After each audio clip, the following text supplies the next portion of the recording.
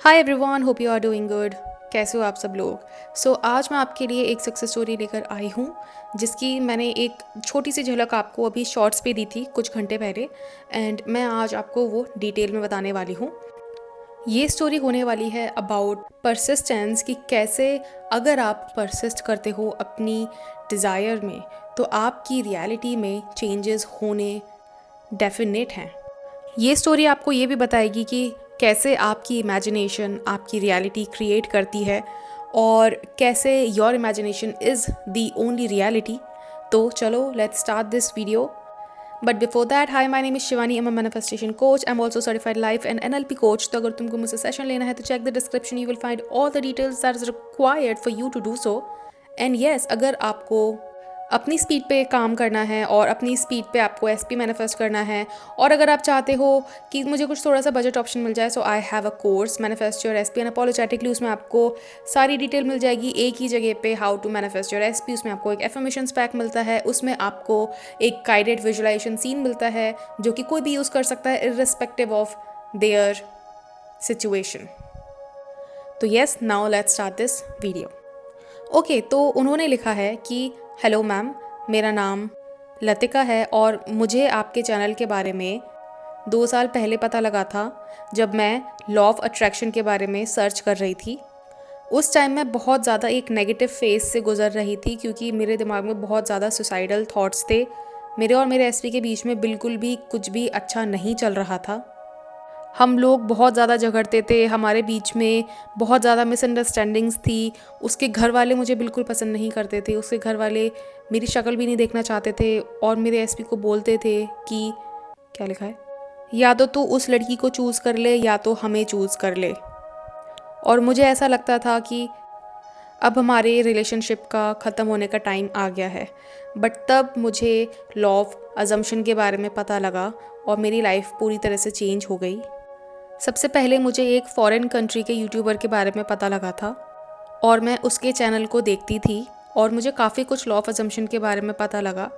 पर मैं चाहती थी कि कोई मुझे हिंदी में बताए, क्योंकि हिंदी में ज़्यादा कनेक्टेड फील होता है। तब मुझे सर्च करते करते आपका चैनल मिला और मैं सच बता रही हूँ, मैंने आपकी एक एक करके सारी वीडियोज़ देख डाली। और मुझे नहीं पता, बट मुझे आपसे एक अलग कनेक्शन फ़ील हुआ, क्योंकि शायद आप एक लड़की हो और आप शायद मेरी सिचुएशन समझ सको। बट तब मैंने आपसे कांटेक्ट नहीं किया था, क्योंकि मैं इस चीज़ को खुद ट्राई करके देखना चाह रही थी। 1 साल खुद ट्राई करने के बाद मैंने अप्रैल 2025 में आपको कांटेक्ट किया। और जब मैंने आपसे बात की तो उस दिन मेरे काफ़ी सारे डाउट्स क्लियर हो गए थे। मुझे 80% समझ में आ गया था कि मैं क्या कर रही हूँ, क्या गलत कर रही हूँ, कैसे कर रही हूँ। मेरे बहुत सारे थॉट्स थे जो मुझे पता ही नहीं था कि वो मेरे लिमिटिंग बिलीव्स हैं, जो आपसे बात करने के बाद समझ में आया। और कई सारे थॉट्स ऐसे थे जिनका मुझे पता ही नहीं था कि इनका ऑपोजिट क्या होना चाहिए या फिर इनको मैं किस तरह से चेंज करूं। आपने मुझे वो सब कुछ बताया। और मैं जो भी इस स्टोरी को सुनेगा, मैं उससे सिर्फ एक बात बोलना चाहती हूँ कि अगर आप मैम के पास आ रहे हो तो ये सोच के मत आओ कि आपको कोई एक मैजिक टेक्निक मिल जाएगी। आपको एक सोचने का नया नज़रिया मिलेगा और आपको पता भी नहीं होता कि कई बार आपके ये लिमिटिंग बिलीव्स हैं और आपको उनके बारे में किस तरह से सोचना चाहिए, वो आपको कॉल पे पता लगता है। ऑब्वियसली क्या विजुलाइज करना है, क्या फॉर्म करना है, वो तो पता लगेगा ही, बट ये चीज़ें आपको ध्यान में रखनी है। नाउ मैं अपनी स्टोरी कंटिन्यू करती हूँ। मैंने अपने थॉट्स के ऊपर काम करना स्टार्ट किया। आपने जो भी मुझे एक्सरसाइज बोली थी लिमिटिंग बिलीव्स पे काम करने के लिए, वो मैंने एक्सरसाइज करनी स्टार्ट की और मुझे पता लगा एक्चुअली में कि मेरे कितने सारे लिमिटिंग बिलीव्स थे जो मैं नहीं देख पा रही थी अपने बारे में। आपने मुझे सेल्फ कंसेप्ट की भी कुछ एफर्मेशंस दी थी, जिन्होंने बहुत हेल्प की मेरी पुराने माइंडसेट से बाहर आने में। So thank you so much for that, my pleasure. और मैंने वो सब 2 महीना कंटिन्यूसली किया, बट मुझे कोई ऐसा रिज़ल्ट नहीं दिखा। तब मैंने आपसे एक बार फिर से कंसल्ट किया एंड मैंने ये पूछा कि मैं क्या गड़बड़ कर रही हूँ क्योंकि मुझे कोई रिज़ल्ट नहीं दिख रहा है। तब आपने मुझे जो बताया उसने मेरी आंखें खोल दी। आपने बताया कि मेरा ध्यान टाइम के ऊपर ज़्यादा है, कि कब होगा, कैसे होगा, किस तरह से होगा। मुझे लग रहा था कि मैं परसिस्ट कर रही हूँ, बट मैं एक्चुअली में परसिस्ट नहीं कर रही थी। और तब आपने मुझे बताया कि परसिस्ट कैसे करना है। जब मैंने सही तरीके से परसिस्ट करना स्टार्ट किया तो मुझे मेरा पहला मूवमेंट दिखा, जो था कि मेरा एसपी मुझ पे पहले से ज़्यादा ध्यान देने लगा था।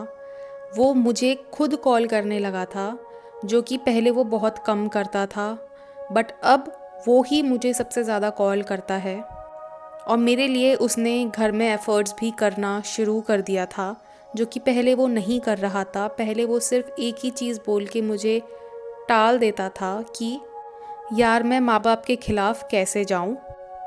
और मैं उस बात से बहुत ज़्यादा चिढ़ जाती थी कि वो अपने घर में मेरे लिए एफ़र्ट्स नहीं ले रहा है। बट अब वो थोड़े से एफ़र्ट्स लेने लगा था।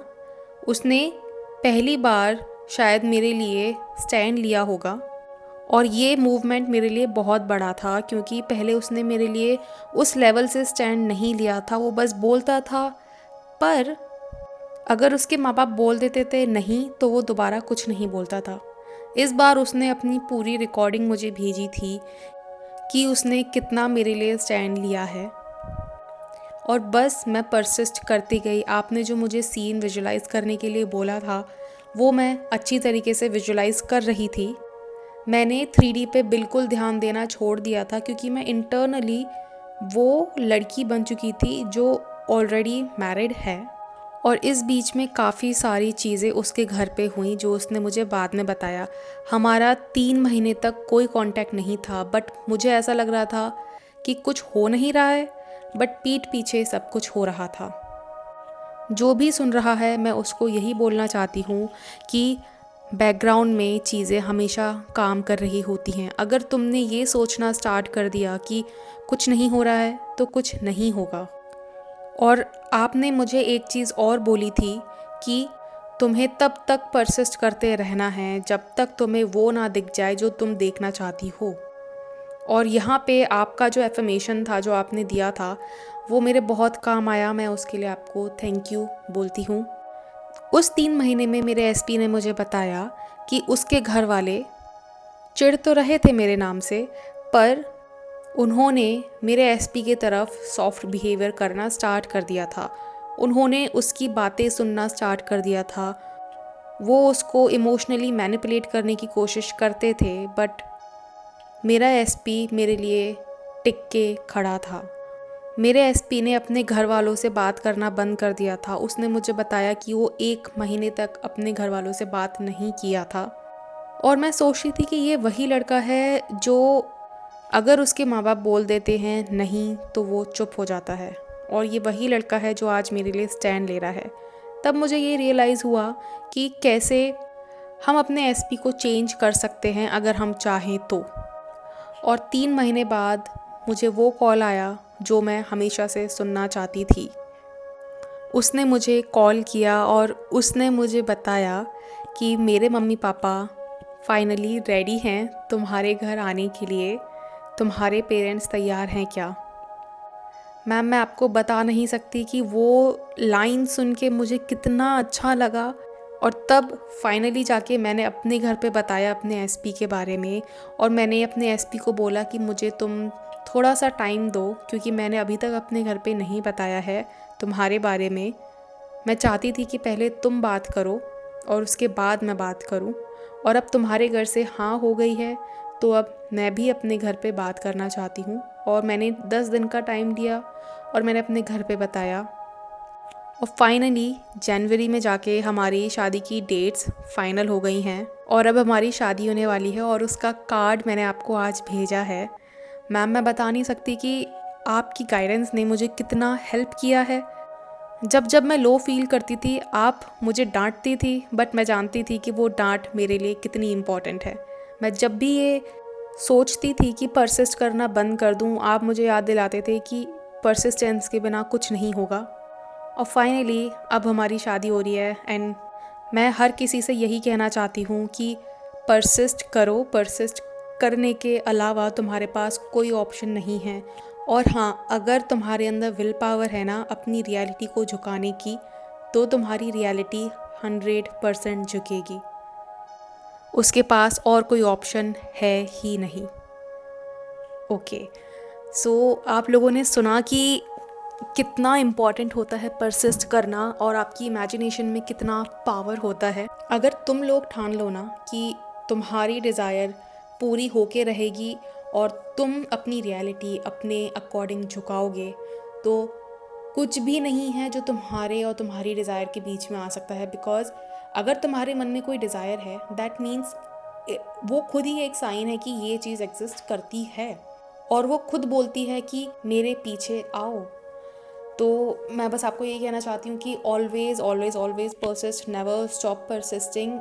तुम बस अपनी रियलिटी को ना एक फीडबैक की तरह समझो। तुम्हारी रियलिटी तुम्हें वही बताएगी, वही दिखाएगी जो तुम चाहते हो, ठीक है। और अगर तुम्हें वो दिख रहा है जो तुम नहीं चाहते हो, तो ईदर वो एक ब्रिज ऑफ इंसिडेंट्स है, ठीक है, या फिर वो तुम्हें दिखा रहा है कि तुम्हारे अंदर किस चीज़ की कमी है और तुम्हें किस चीज़ पे काम करना है। तो आई होप आपको ये वीडियो पसंद आएगी and if you did, you know the drill, like share and subscribe. And अगर तुमको मुझसे सेशन लेना है तो check the description, you will find all the details that is required for you to do so. अगर तुम्हें खाली अपने सेल्फ कंसेप्ट पे पहले काम करना है तो I have a master class self concept codex, आप वो ले सकते हो। वो बहुत डिटेल में मैंने उसमें बताया है कि सेल्फ कंसेप्ट क्या होता है, कैसे इंप्रूव करना है, क्या एक्सरसाइज होंगे, क्या रिचुअल्स होंगे, सब कुछ मैंने उसमें बताया है। तो you can check that out. That is a 1.5 our master class available on my website. And जैसा कि तुम लोगों को पता है, अभी I have manifested growing from 3000 followers to 12,000 followers in less than a month. और वो करने के लिए मैंने एक स्पेसिफिक ऑडियो यूज़ किया था जो मैंने खुद बनाया था अपने लिए। इट बेसिकली वो एक एफर्मेशन सॉन्ग है, ठीक है।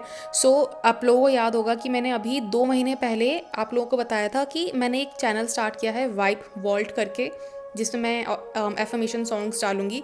उस टाइम पे मैंने अपने लिए भी कुछ सॉन्ग्स बनाए थे जो कि मैं रेगुलर यूज़ करती हूँ पैसे के लिए, फेम और सोशल मीडिया ग्रोथ के लिए। एंड उसी टाइम पे my channel started growing up. तो आई कैन डेफिनेटली से कि वो काम करता है और ऑब्वियसली काम करता है। और उसको बनाने का पर्पस ये था कि देखो, जब आप खाली एफर्मेशन सबकॉन्शियस टेप सुनते हो तो क्या होता है कि आप बोर हो जाते हो बहुत जल्दी, ठीक है।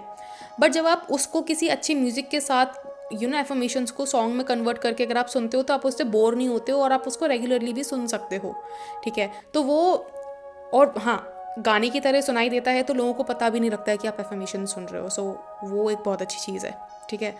तो आई होप आपको ये वीडियो पसंद आएगी। If you did, like share subscribe and I will see you in my next video. Until then, bye, take care.